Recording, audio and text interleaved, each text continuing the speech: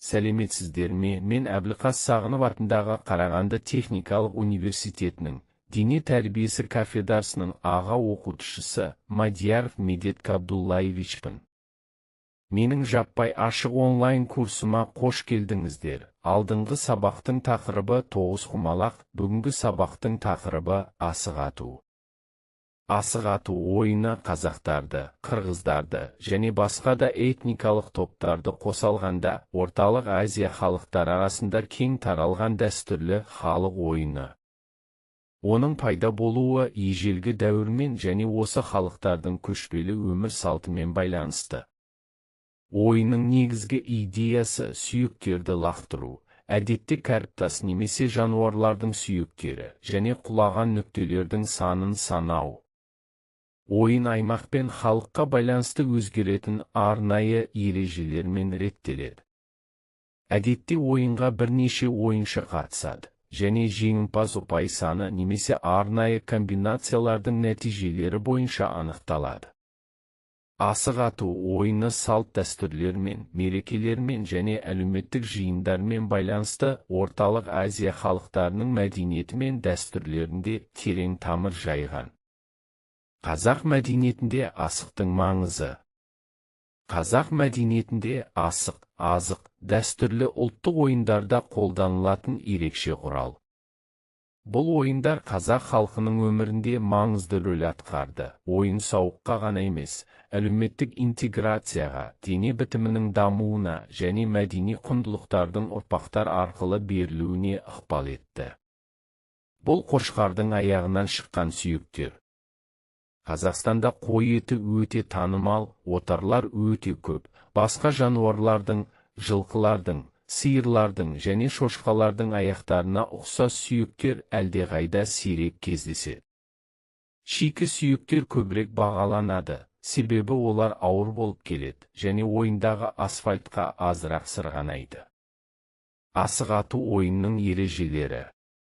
Ойын алаңы әдетте тегіс жерде, көбінесе ашық ауада ұйымдастырылады. Ойын алаңының өлшемдері ойыншылардың санына және ойынның өзгеруіне байланысты өзгеруі мүмкін, бірақ әдетте 3-тен 10 метрге дейінгі жер ауқымды алады. Ойынның негізгі құралы асықтар. Әр ойында асықтардың бірнеше түрі қолданылады. Асық, негізгі сүйектер. Нысанаға лақтырылатын негізгі ойын сүйектері. Сақа кәдімгі асықтармен салыстырғанда көлемі мен салмағы анағұрлым үлкен арнайы асық. Ол көбінесе лақтыру үшін негізгі сүйек ретінде қолданылады. Түйе асық бұл үлкен асық, ол кейде нысанаға немесе ойында ерекше мақсаттар үшін пайдаланылады. Ойын алаңының негізгі элементтеріне мыналар жатады. Бір орталық сектор, ата, бұл ойыншылардың асықтары орналасқан негізгі алаң. 2 сыртқы секторлар, әдетте алаңның шекарасында ойын барысына әсер етуі мүмкін тастарды орналастыру үшін қосымша орындар болады. 3 сызықтар және белгілеу, өрісті тең секторларға белгілеуге немесе ойыншылардың әрекеттерінің шекараларын анықтауға арналған сызықтар болуы мүмкін. Ойынның мақсаты және негізгі ережелері. Асық ату ойынның мақсаты ойын алаңында белгілі бір тәртіппен салынған асықтарды дәл лақтыру, немесе ойынның өзгеруіне байланысты оларды шеңберден шығару. Бір асықтардың таңдауы, әр ойыншы өзінің сақасын, лақтырылатын асық, таңдайды, оны лақтыру үшін пайдаланады. 2 алаңды дайындау, алаңда нысана ретінде қызмет ететін асықтар салынады. Әдетте олардың саны 5-тен 10-ға дейін өзгеруі мүмкін. 3 лақтыру тәртібі, ойыншылар өз сақаларын кезекпен лақтырады. Мақсат нокаутқа түскен әрбір асық үшін ұпай жинап, мүмкіндігінше көп нысандарды құлату. 4 ұпай. Әр лақтырудан кейін құлатылған асықтар үшін ұпайлар есептеледі. Ойынның кейбір нұсқаларында нокаутқа ұшыраған асықтың қай жаққа құлағаны да ескеріледі. Бұл қосымша ұпай жинауы немесе керісінше тапқан санын азайтуы мүмкін. 5 жеңіс. Барлық соққылар аяқталғаннан кейін ең көп ұпай жинаған ойыншы жеңімпаз болады. Асық атудың дамуы мен танымалдығы. Асық атудың танымалдылығы артқан сайын ұйымдастырылатын турнирлер мен жарыстардың саны артып келеді.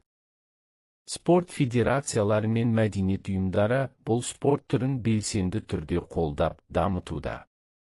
Әлемнің түкпір-түкпірінен келген қатысушылар мен көрермендерді тартатын ірі қалаларда ұлттық және халықаралық чемпионаттар тұрақты түрде өткізіліп тұрады. Осы іс-шаралардың арқасында асық ату мәдени мұраны сақтаудың бір жолы ғана емес, сонымен қатар әртүрлі жастағы және әртүрлі ұлт өкілдерін біріктіретін маңызды спорттық шараға айналды.